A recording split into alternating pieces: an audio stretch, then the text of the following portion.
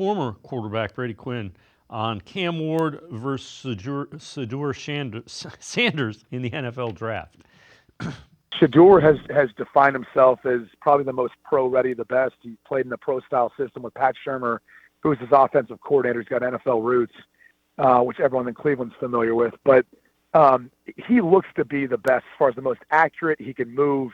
It'll be interesting to see, how he'll translate to the NFL. But I think he's defined himself as the number one. Cam Ward is the next one in my mind based off his play. The concern is the size. He's not very big, although that's not as big of a concern anymore, but also the translation to the NFL game. When you watch a lot of the tape, he makes some unbelievable throws. He has tremendous poise in the pocket, but there's also some big-time head-scratching decisions.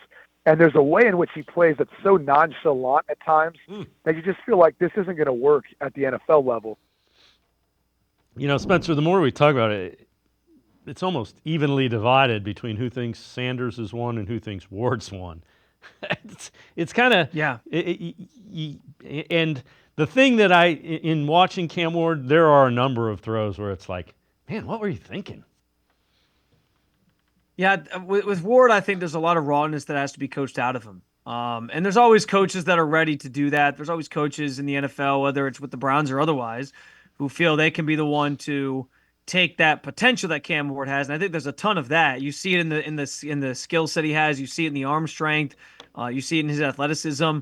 He can improvise. Like there's a lot there that you can, almost like a ball of clay that you can kind of mold if you can get him to get some of that recklessness out of his game or coach some of the recklessness out of his game. And so that's going to be the goal for any coach team that takes him.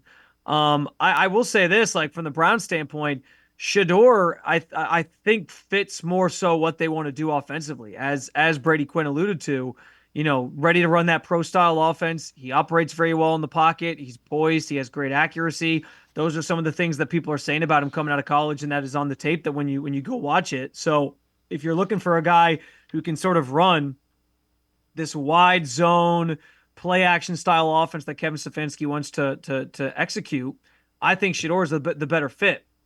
Which again then brings us back to, the top of the conversation of what do you do with the number 2 pick if you really like Shedeur and he gets taken number 1 and you're less high on Cam Ward. Like, do you just take him, or do you take him and go into it with that mindset, like I said, that some of these coaches will have, where they're like, well, we can coach that out of him. We'll worry about it later because he's just too talented to pass up. So I think that's maybe what's the most interesting about this situation that the Browns kind of find themselves in with the quarterbacks, is that one of them I think clearly fits what they want to do. One of them maybe not so much, but has a ton of talent. And it's going to kind of come down to figuring out which direction you want to go, if you want to go that direction.